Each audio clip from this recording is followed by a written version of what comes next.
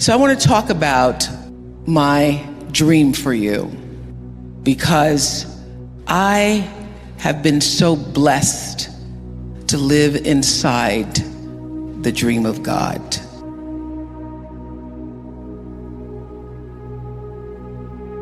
I figured out early on, I had these dreams for myself. I used to tell my father, I'm going to live in a house on a hill. I'm going to have $1 million. And I learned early in my career that the dream I had for myself couldn't compare to the dream that life had for me. So I figured out how to lean into life, and allow the flow that was designed for me to follow, to allow that flow to be my guide. And every decision I've ever made has come from listening to the flow that represents the truth in me that is also the truth in you. You already know the truth. You've been making decisions, having choices fulfilled throughout your life since you were a kid. And being able to make the right choice based upon what is the truth of you is the dream and prayer I hold for you today. Because being able to do that has led me to this stage and many other stages throughout the world. It's the truth. Everybody has what I call this instinct, this inner voice. It's called by many names: intuition, the divine, the flow, but everybody has it. And the truth is, every decision I've ever made that led me to the right space and place in my life, I got there because I relied on that inner voice, the truth of me. When I was 30 years old and about to leave Baltimore, because I felt something inside, that thing, that instinct, that flow, that truth that said, it's time to move on. And every single person around me, except for my best friend Gail, that's why she is my best friend Gail, said, you shouldn't move to Chicago. You should stay here. My bosses said, you're right here in Baltimore. You're a little fish in a big pond. You can grow old here. I go, that's the problem. I don't want to grow old doing the evening news here. So I listened to that inner voice that said, go. And I knew whether I got the job in Chicago, which of course I did, or not, that it was time to leave because the truth of me was urging me forward.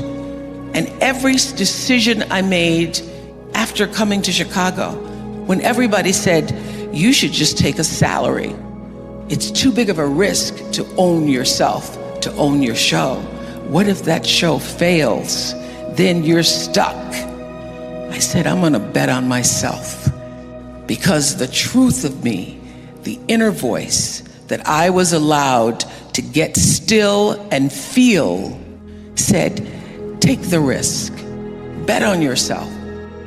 Every decision I've ever made, I've come back to that space and allowed myself to live in the place of intentional living.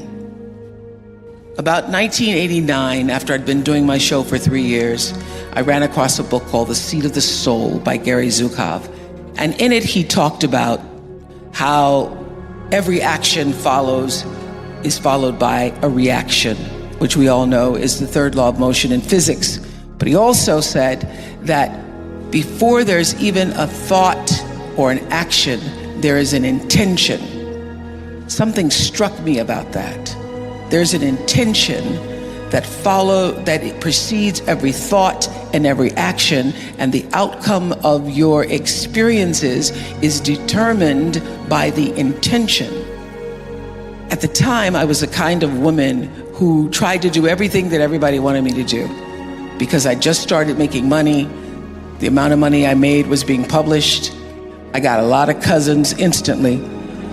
A lot of people I used to know in school and friends of mine who all needed things. And I had problems saying no, So this principle of intention is what literally saved and changed the trajectory of my living, because I started to make my decisions based on what I intended, not just what somebody else wanted me to do or what I thought would please them, but what do I really intend to happen from the outcome of this decision or this choice?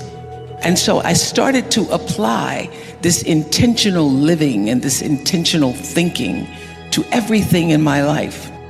I said to my producers, do not bring me a show or an idea unless you have a clear intention about why we're doing it, what you want to say, what you want the outcome to be.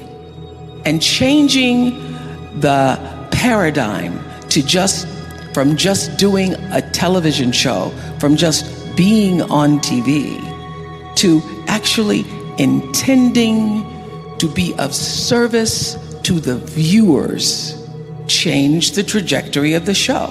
The reason we were #1 for 25 solid years is because we intended to be.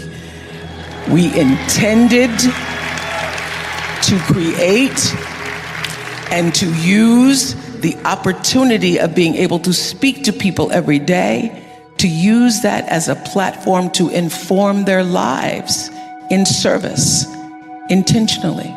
And I would say to the producers, do not bring me an idea that I cannot find my thread of truth in, so that I could sit in the seat and ask the questions with the intention of accomplishing something bigger than the interview. So I remember the first time I used this principle of intention.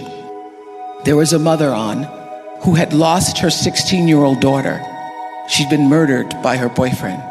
Junior in high school, popular, straight A's, cheerleader. Everybody loved her. Nobody ever suspected that the boyfriend was abusing her. I learned then, back in the 90s, that domestic violence for young girls, for teenagers, is at the same rate of domestic violence for grown women in this country. 1 out of 4 girls, 14 to 18, dating, are being abused by their boyfriends.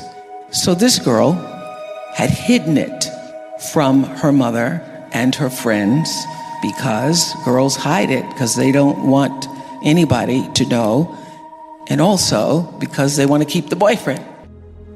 So I went into the green room and I asked the mother, please tell me why you're here. What is your intention? She said, I'm here, Oprah, because your producers asked me to come. I said, but what is the reason you said yes? What is your true intention in being here?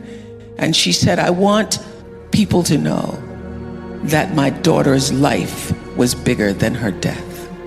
Everywhere I go, people only want to talk about her death and how she died and how I didn't know or why I should have known.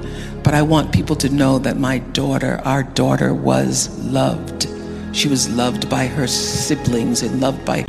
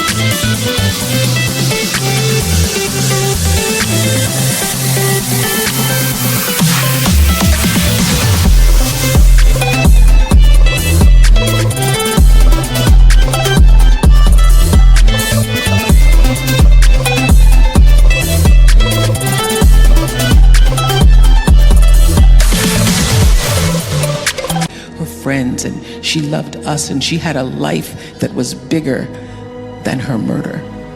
And I said, good. I can do that.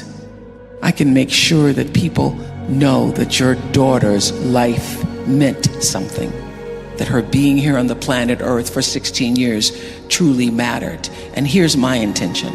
I want everybody who hears your daughter's story to be able to see their friend, to see themselves.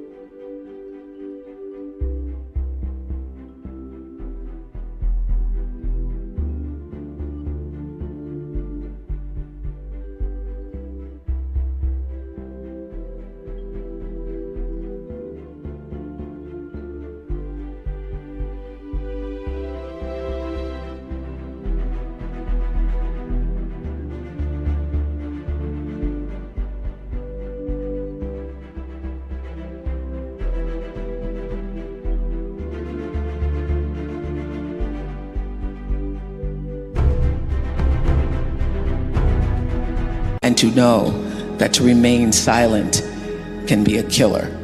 And so every question that I ask you comes from the point of view of an intention to serve the life of your daughter so that her life would not have been in vain. That's the first show I won an Emmy for, when I aligned the intentions. And since that time,